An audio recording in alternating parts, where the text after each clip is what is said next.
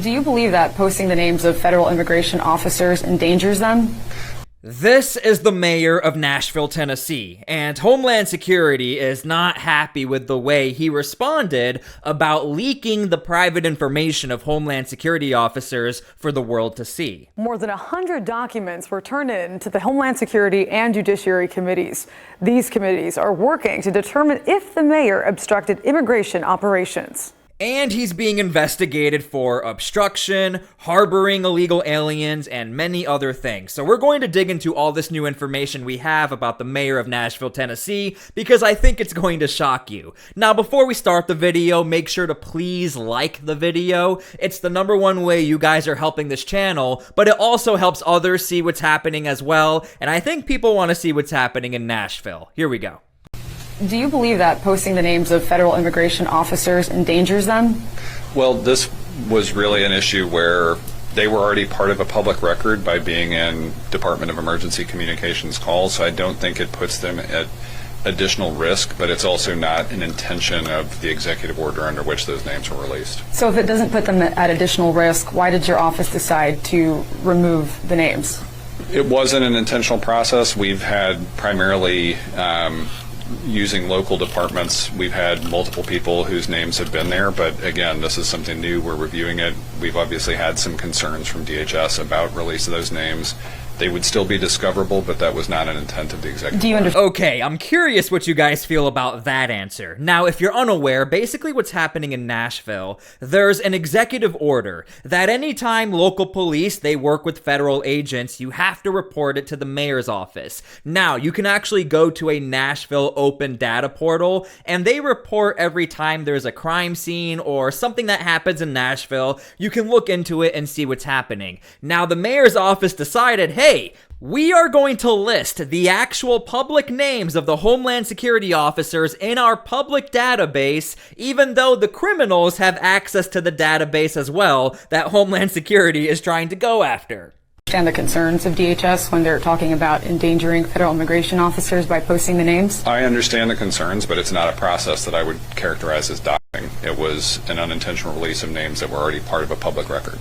So would you agree with them that releasing the names endangers them, or was it just to kind of appease I wouldn't HSI? say it was an endangerment process. I would say they may have some concerns. I'm far more concerned about the overall dynamic we have about unmarked, unidentifiable, masked people whisking people into vehicles. I think that's a bigger concern. Now, Homeland Security caught wind of that answer or non-answer at a time when our ICE officers are being assaulted by violent rioters. Mayor O'Connell is publicly sharing the names of the law enforcement agents removing criminal illegal aliens from his city. Okay, so now we're going to move into the investigation of the mayor of Nashville, Tennessee. We have some updates. Before we start though, make sure to please subscribe to my channel so I can update you guys on cases like this and we can hold our elected officials accountable. A congressional investigation centers around whether or not Nashville Mayor Freddie O'Connell thwarted the work of federal immigration officers by impeding or obstructing ICE operations in the mid-state. Mayor O'Connell was asked to turn over the documents from May 1st of this year to now. This included all documents related to O'Connell's updated Executive Order 30. It requires city departments like Metro Police to report federal immigration communications to the Office of New Americans to post publicly. Emails show departments sent over the requested information. At times, it included the names of federal immigration officers, even a cell phone number. So here's where things get very interesting for the mayor of Nashville, Tennessee, and he's well aware of this. When it comes to sanctuary policies in the entire state of Tennessee, and Nashville is right in the middle of the state, it is illegal to implement any sanctuary policy throughout the state, which is why the mayor is being investigated, because the law is so vague and general. As we dig into this investigation, you'll see he's really on that line of getting in some big trouble. The Office of New Americans posted these interactions, but not the cell phone number. Fox 17 News was the first to reveal the names of ICE agents were online. This outraged GOP lawmakers like Congressman Andy Ogles, who helped launch the current investigation. The mayor's office told Fox 17 News publishing the data was for transparency, and the including of the names was a mistake. They were later removed. This email, dated May 9th, also includes major changes to Mayor John Cooper's original executive order. It included speeding up the timeline and, quote, incorporating the parent agency of ICE, currently the Department of Homeland Security, the notification requirements when the communications are regarding immigration enforcement regarding Executive Order 30. Now, it's not illegal for the mayor of Nashville, Tennessee to tell his department you're not going to work with Homeland Security in these deportation raids or deportation operations. But where it becomes a little problematic, if you're creating this environment of division and you're asking civilians to also report and tell on the local police, that's where the Oversight Committee has an issue. The mayor of Nashville criticized and attacked law enforcement verbally. He then instructed members of law enforcement to report any communication with federal authorities. He then directed the Police Community Oversight Board to direct citizens to file complaints against law enforcement if they cooperate with federal law enforcement. We asked Metro Legal for clarification since it appeared that was not part of Cooper's original order. We did not get a response yet from Metro Legal. The emails also indicate the data was for transparency and to show Metro had a lack of authority when it came to ICE operations. I was at Metro Council's special called meeting where upset community members asked Metro to do better about ICE communications and wanted to stop the ICE crackdowns. This was sparked from the first interaction MNPD had with ICE in early May. The congressional committees asked for more than just Executive 30 documents, however, but that is all so far we've been given. And it doesn't end there. Now, if you know about the Belonging Fund, you'll know there's a lot of controversy behind this. Basically, the mayor's response to the really big successful operation from Homeland Security and Tennessee Highway Patrol, they wanted to release this fund in order to show support for the immigration population. But there's a problem. There's no way to audit this fund, and the mayor is saying taxpayer dollars are not being used to fund this, even though this is on a government website. It explicitly says that there is no government funding associated with the fund, and so no taxpayer, money is a part of that. The fund does not collect information from beneficiaries, according to the foundation's website, which could limit the ability for any audit to prove it's breaking the law. Okay, before we continue the investigation, here's a word from our sponsor. Alright, before we continue with the new clips, I think we need a coffee break. A 1775 coffee break, that's our sponsor. You know that feeling when your coffee actually does what it's supposed to do? It clears your head, lifts your energy, doesn't leave you crashing an hour later. That's what good coffee is supposed to feel like. And that's what you get with 1775 coffee. Their coffee is organic, single origin, high altitude, and small batch roasted. That means no toxins, no acidity, no jitters, just smooth, clean coffee that fuels your day without weighing you down.